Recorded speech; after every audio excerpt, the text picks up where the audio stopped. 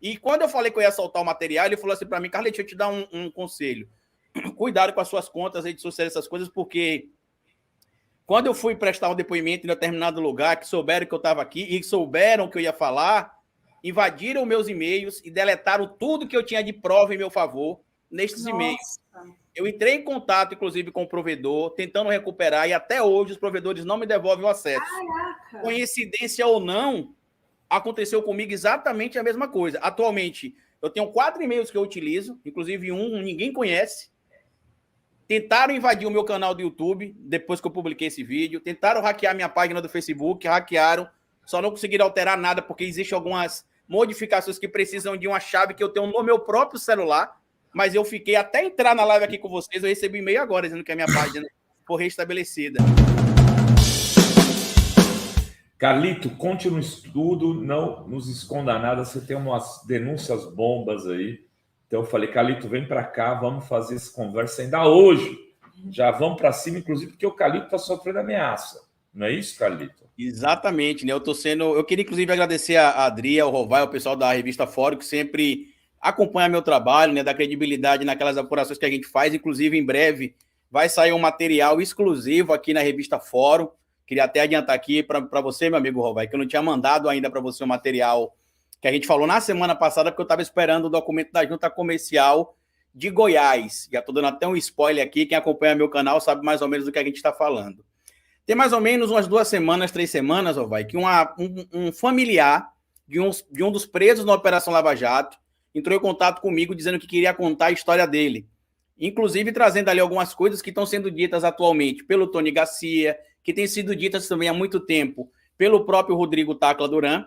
E aí, inicialmente, a gente marcou um papo, eu e esse familiar, para ele tentar convencer o familiar dele que foi preso, porque ele tem medo de se expor ainda. A prova talvez seja o que o próprio doutor Serrano falou aqui há alguns minutos atrás, que quem tenta mexer na Lava Jato acaba perseguido. E eu estou sendo vítima disso, inclusive nesse momento, né, porque eu divulguei na terça-feira. Eu tenho mais de 3 horas de gravações com essas pessoas que eu estou citando aqui. E na última terça-feira eu soltei um vídeo colocando apenas 2 áudios, Rovai, das mais de 3 horas e 20, 3 horas e meia que eu tenho. E cerca de alguns minutos depois que eu soltei esse vídeo no meu canal, trazendo ali áudios, onde a fonte me dizia que o Januário Paludo levava ele e outras pessoas para um prédio que não era na sede da Polícia Federal e nem na sede do Ministério Público, e fazia ali os interrogatórios, e durante o interrogatório ligava para o Moro para falar, ó, Moro, estamos conseguindo aqui, viu? Ele está falando, a gente está resolvendo aqui. Só que isso, como a minha fonte citou, inclusive, extraoficialmente. Além disso, a fonte também trouxe, por exemplo, e aqui é outra informação em primeira mão para vocês aqui, que não foi o Alberto Youssef quem encontrou na cela a escuta. A gente sabe aí que naquele áudio que está viralizado na internet, o Ailton Gonçalves revelou que ele viu policiais federais colocando a escuta em uma das celas que estavam presos da Lava Jato, só que quem encontrou a escuta na cela não foi o Youssef, foi essa fonte, e ela encontrou esse gravador, inclusive anotou o número de série, passou para outros presos.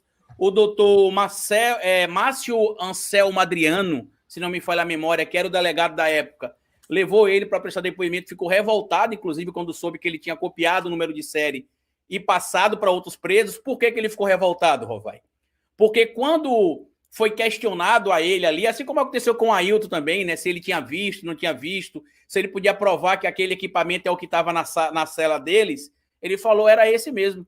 Aí o delegado doutor Márcio perguntou, como é que você tem certeza? Ele meteu a mão no bolso e puxou o número de série. E falou, tá aqui o número de série do aparelho. E aí, como é que eles encontraram isso? Na cela deles não tinha energia elétrica. E ele achou estranho, porque tinha o bocal, né, como a gente chama aqui no Nordeste, da luz, sim, mas não tinha energia. E aí eles subiram para poder tentar ver se é porque realmente não tinha energia elétrica ou algo do tipo, e ao colocar a mão, ele tomou um choque. E aí falou, aqui tem energia.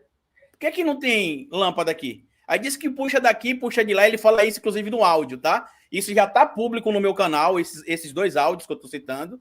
E aí ele vai, puxa e encontra o aparelho lá, que era a escuta. Isso na madrugada ali, se eu não me engano, o Youssef encontrou isso no dia 4 de abril de 2014, se não me falha a memória. Eles encontraram ali na madrugada, do dia 3 para o dia 4. E aí eles falaram o seguinte: Youssef, o seu advogado chega amanhã às 7h30 da manhã. Faz o seguinte, esconde isso aqui, leva lá para o parlatório e mostra, e pede para o seu advogado tirar uma foto, e depois você fala no telefone o que aconteceu.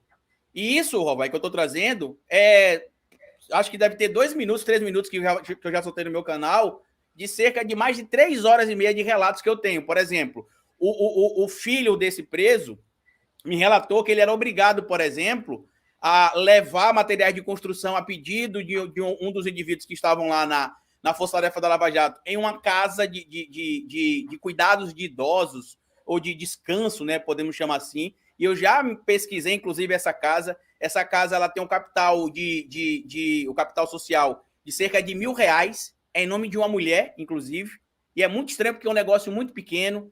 Essa pessoa também disse que acabaram acontecendo, por exemplo, pedidos de compra de ingresso de jogos do Brasil na Copa de 2014. E detalhe, Rovai, em uma dessas transmissões ao vivo que se fazia na época da Copa, né, das filas, esta figura aparece, né, este indivíduo aparece na fila do shopping Batel, se não me falha a memória, lá em Curitiba, na fila para comprar os ingressos que os membros da Força Tarefa da Lava Jato citavam, né? E tem outras coisas também, inclusive eu até mandei um áudio para você, se você quiser, você pode reproduzir. O áudio, basicamente, a minha fonte diz que do nada chegou um advogado lá para ele, que ele não sabia quem era, que ele não tinha como pagar, e o advogado foi informado para ele, por membros da Força Tarefa da Lava Jato ligada à Polícia Federal, que aquele advogado, ele era sócio de um irmão de um procurador da Força Tarefa da Lava Jato, que eu vou trazer aqui dentro da hipótese, o que todo mundo deve imaginar, né, que seria supostamente o irmão do Diogo Castor de Matos, que era ele que tinha um irmão que era advogado, e este advogado teria, em tese, também estagiado junto com a delegada Érica Marena. E o que é que essa fonte me falou? Você pode botar o áudio, como eu disse, se você quiser. Ele disse que quando ele chegou lá, Rovai, os depoimentos começaram a ser muito rápidos. Ele passou agora a conseguir falar. Só que teve um problema. Ele que saía ali, por exemplo, das denúncias no campo financeiro, era impulsionado pelo advogado a acusar políticos. Só que ele não tinha negócios com políticos. E, inclusive, olha que ironia do destino. Em uma dessas conversas que vazaram aí, que eu não posso dizer ainda qual que é para não ficar muito nítido, o próprio Januário Paludo, se não me falha a memória, diz que ele é uma figura insignificante para as denúncias que estavam sendo apontadas contra ele. Mas, mesmo assim, imputaram crimes a ele. Ou seja, mais uma materialidade daquilo que a gente está ouvindo o doutor Pedro Serrano falar, o doutor Eduardo Apio falar também. E como eu disse para vocês, né? Isso é só 2, 3 minutos que eu soltei até agora. Eu tenho mais de 3 horas. Vamos pôr o áudio, então, Carlito. Acho que tem Pode o botar, áudio. Rovai. Eu passei ali no grupo Vídeos, Dri. Eu não sei se dá para pôr e subir direto. Se quiser, eu posso subir aqui, Rovai, e mostrar direto aqui o áudio também, não tem problema. Tanto faz. Deixa eu ver se eu consigo também. Que é para a gente entender melhor. Que tem que ser aqui. A voz, só para explicar o contexto aqui, tá, Rovai? A voz tem uma pequena distorção, que foi um pedido da minha fonte, mas nada que comprometa a qualidade, e não tem edição em linha cronológica. A única edição que tem é que tem um momento que eu falo o nome dele e que ele não quer ser revelado neste momento, mas que na próxima semana, provavelmente, ele virá a público. Inclusive, se vocês aceitarem, já fica aqui aberto também para ele vir aqui, né? Ele quer, inclusive, ter espaço, porque ele fala isso. O que acontece com ele, o que aconteceu com o Tacla Duran. Ele fala a mesma coisa desde sempre e ninguém ouvia o que ele tinha para falar. E aí, o que é que ele me diz aqui? Ele diz isso aqui em um dos áudios. Fica mais claro quando eu arrumei aquele advogado que até hoje eu não entendo como ele veio trabalhar comigo, porque eu não tinha condição de pagar. Porque eu não sabia o que ia acontecer. Esse advogado que foi me apresentado lá, ele era sócio de um irmão de um dos procuradores da Força Tarefa. Uhum. Na época eu me animei e falei, nossa, ele tinha trabalhado, inclusive, ele tinha sido estagiário na Polícia Federal. Estagiário da Érica, Ele conhecia todo mundo lá dentro. A Érica Marina, que você se refere.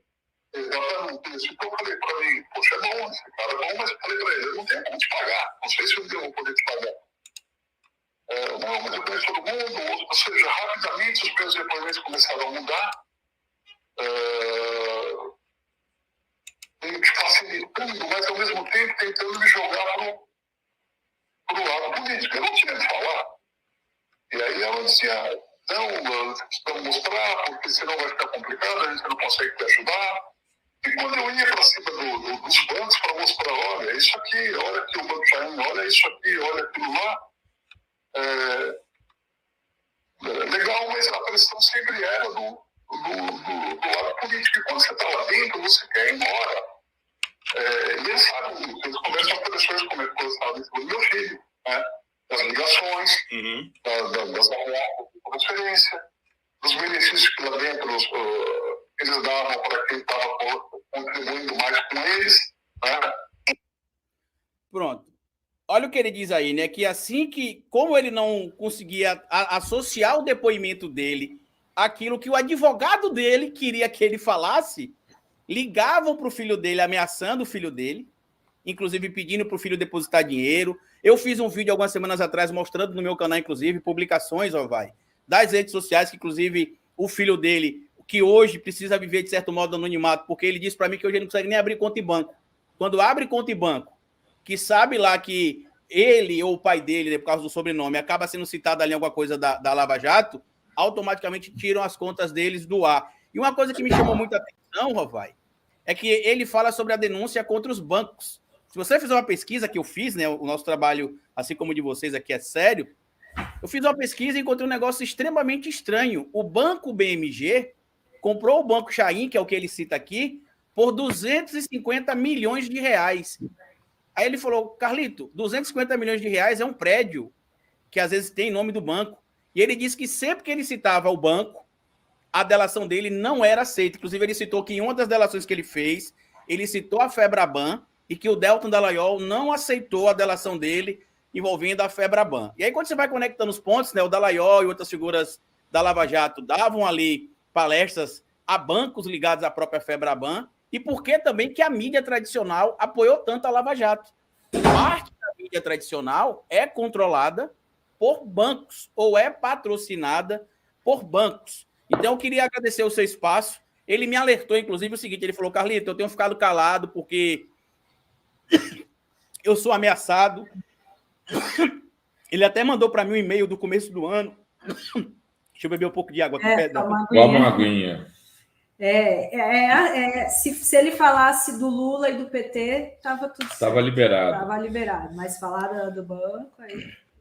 E ele trouxe aqui para mim prints, ele mandou para mim prints aqui, por exemplo, de e-mails estranhos, exigindo quantias em dinheiro para ele, para que ele continuasse, se ele não continuasse calado, iriam denunciar supostas coisas que ele teria feito, e aí mandavam fotos ali, por exemplo, de pessoas da família dele, né, para que ele pudesse colaborar, e como ele não colaborou, depois chegou outro e-mail dizendo ali que ele teria a vida exposta de forma negativa, porque ele não teria pago.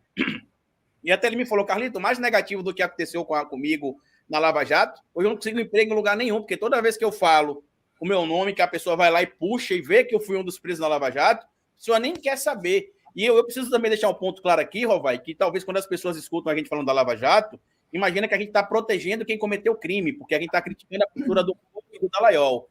E, na verdade, não. Tanto que a minha própria fonte falou para mim o seguinte, Carlito, eu não quero que não seja que o que eu supostamente cometi não seja punido. Só que eles colocaram na minha conta coisas que eu não fiz. Por exemplo, ele me disse que a delação premiada dele, assim como as outras, chegou pronta. Ele só precisou assinar. Ele também me diz que foi ouvido no Congresso, eu não posso dizer em que momento e quando, e que parte do que ele foi dito lá foi orientado pelo advogado que deveria defender ele, por exemplo. E quando eu falei que eu ia soltar o material, ele falou assim para mim, Carlito, deixa eu te dar um conselho. Cuidado com as suas contas, redes sociais, essas coisas, porque quando eu fui prestar um depoimento em determinado lugar, que souberam que eu estava aqui e souberam que eu ia falar, invadiram meus e-mails e deletaram tudo que eu tinha de prova em meu favor nestes e-mails. Eu entrei em contato, inclusive, com o provedor, tentando recuperar, e até hoje os provedores não me devolvem o acesso. Caraca. Coincidência ou não, aconteceu comigo exatamente a mesma coisa. Atualmente, eu tenho 4 e-mails que eu utilizo, inclusive um ninguém conhece. Tentaram invadir o meu canal do YouTube, depois que eu publiquei esse vídeo. Tentaram hackear minha página do Facebook, hackearam. Só não conseguiram alterar nada, porque existem algumas modificações que precisam de uma chave que eu tenho no meu próprio celular. Mas eu fiquei até entrar na live aqui com vocês, eu recebi e-mail agora, dizendo que a minha página foi restabelecida. Então, assim, é algo muito sério. O ponto que me chamou a atenção é essa questão do trote, que ele falou que passava um trote para o filho dele, e aí a gente vê como é que se conecta a história do Apio, com essa história de lavar o trote, né? E era sempre a mesma história. Uma das falas, inclusive, em um dos áudios que eu gravei, que eu achei para mim extremamente intrigante isso, Rovaidri, ele fala o seguinte, ó, a pessoa de Curitiba ligou para o filho do preso e falou assim, olha, você tem de colaborar, viu? Que a gente está precisando daquilo, você tem de colaborar porque você sabe. A gente sabe se você está andando direito ou não. E assim, é exatamente o que foi dito ali na ligação para o genro do Moro. Ou seja, aparentemente é algo articulado. Então, eu vou compartilhar, já estou falando publicamente aqui, que eu vou compartilhar parte desse material com vocês aqui também. Depois a gente pode marcar uma reunião para que a gente também preserve a identidade da fonte nesse momento. E agradecer a vocês aqui pelo espaço que vocês têm me dado, Rovai. E pedir para o pessoal também ficar atento, que eu vou compartilhar com vocês também, uma denúncia contra o deputado Gustavo Gayer. Eu não vou entrar em muitos detalhes aqui, eu vou dar prioridade a que vocês façam esse material pelo alcance que vocês têm, mas eu descobri que o Gustavo Gayer tinha uma empresa no mesmo endereço que funcionava o gabinete dele de deputado federal, lá em Goiás, e ele omitiu essa empresa do TSE e, inclusive, após a denúncia do meu vídeo, eles alteraram o endereço. Eu consegui, inclusive, aqui um material de inteiro teu aqui, né, uma certidão de inteiro teu que comprova isso, e também descobri, Rovai, outro furo aqui para vocês, que o site lá, o tal Desfaz o L, que, segundo a deputada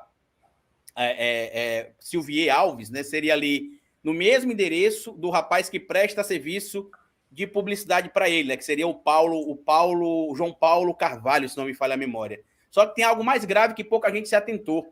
O site desfazol.com.br é registrado no CNPJ de uma empresa que é de um sócio do Gayer na Academia Gayer, que é a empresa que ele omitiu ao TSE, onde inclusive funcionava o curso de inglês dele e que atualmente é a escola, atualmente é o gabinete dele lá em Goiás. Eu tenho mais coisas para passar para vocês aqui, mas só para o público entender como é que a gente está cutucando esse povo e talvez por isso a gente acaba virando alvo aí, né?